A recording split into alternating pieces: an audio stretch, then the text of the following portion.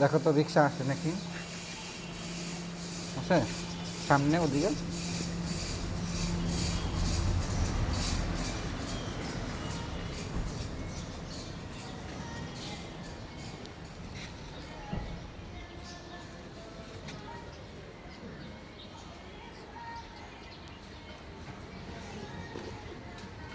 এই না, এটা তো বড়।